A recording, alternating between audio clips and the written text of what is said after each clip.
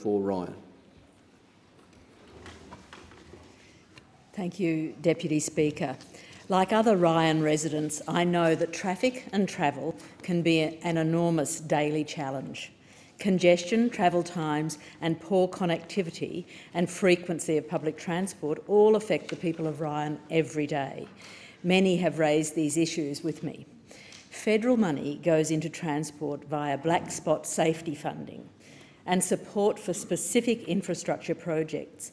I believe the federal government should have a greater role in funding transport solutions so people can spend less time in traffic and more time with their families, and so our environments can be cleaner and our places more accessible for all. My team and I recently conducted a comprehensive transport survey in Ryan, and the enthusiastic uptake and the results were very telling. We asked about congestion, about street safety, public transport, footpaths and cycleways. The comprehensive and thoughtful responses have inspired me to propose solutions around how all levels of government could collaborate on broad positive change to answer transport issues in Ryan and beyond. The motivations for this survey, and indeed for urgent action, are manifold. Petrol prices, like the cost of everything, are going through the roof, and transport costs are a growing strain. Australian households every year spend over $50 billion on petrol, with the average Brisbane household spending $458.38 weekly in total on transport. Increasing road congestion causes many hours lost every day to sitting in traffic. Main roads in Ryan are amongst the most congested in Brisbane. Transport is the third largest and in fact the fastest growing source of greenhouse gas emissions in Australia, with emissions from cars and light commercial vehicles contributing 11.6% of annual emissions. In Ryan, which is quite representative of many Australian conditions, from dense inner urban areas to outer suburban to rural and bushland zones, and a broad socio-economic spread, our survey found that over 55% of people reported driving as their main mode of transport to get to work or school drop-off or pick-up. So it's no wonder that a whopping 93% of people reported road congestion. Unfortunately, only 32% of people take public transport and 13% use active transport methods like walking or cycling. But unfortunately, as we uncovered in our survey, there are many barriers to the uptake of public transport. Inaccessibility, lack of connectivity, inadequate frequency of services, and not least, cost are all impediments to public transport use. In many areas of Ryan, and indeed Australia, it's simply not safe to cycle or walk.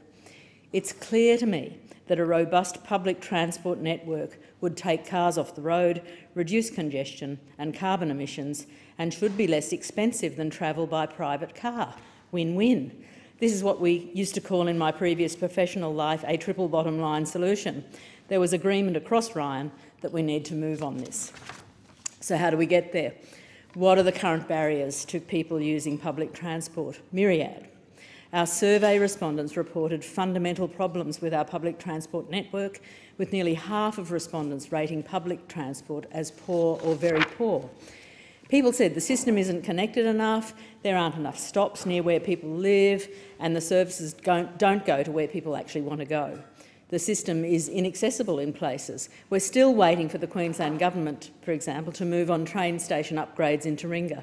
Services aren't frequent enough. An overwhelming 70% of people said that fares are too expensive. So how could we reduce congestion and carbon emissions without building expensive infrastructure? Making public transport free would be a great way to increase uptake. Crucially, in a cost of living crisis, families would save money on petrol, parking and fares. The federal government could implement funding agreements with each of the states to release federal funds on the condition that states deliver their public transport systems for free. Public transport is already heavily subsidised by state governments. For example, in Brisbane, fares have covered less than 20% of operating expenses since 2016, and that includes covering the cost of privatised ticketing systems that enforce the fares. So, It's not a radical idea, I believe, to fill in the funding gap that's currently covered by fares and make transport free for everyone to use. The people of Ryan agree. 72% of survey respondents supported the idea that the federal government should trial a period of free public transport across the country. And alongside this, making active transport safer and more attractive for people can make a huge difference. 64% of people say that cycling is fairly or very unsafe, and it's no wonder that people aren't cycling more. Only about 1 in 20 people think that their local area is very safe for cyclists. Our survey showed that 83% of people support more government investment for safe cycling infrastructure. So over the next few months, I'll be advocating for broad systemic changes, as well as liaising with other levels of government for action on some of the specific issues that were brought up in the survey. The recommendations I've made based on the results are as follows: that council and state government should collaborate with locals on integrated transport plans around schools, maximising safety and public and active transport usage.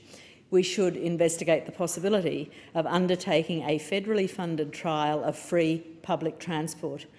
We need to connect and expand safe cycleways on the west side.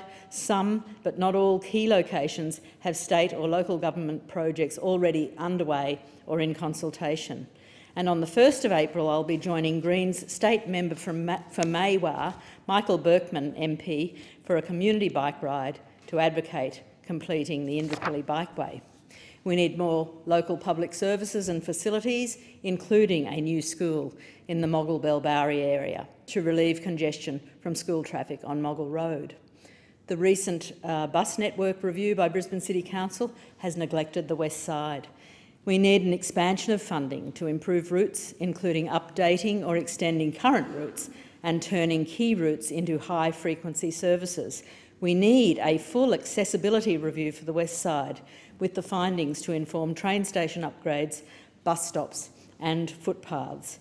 Addressing these fundamental issues will bring enormous benefits to the community and to the environment. And it's something that all levels of government should be collaborating on, and I look forward to what we can achieve together. Thank you. And I thank the member for Ryan. The question is that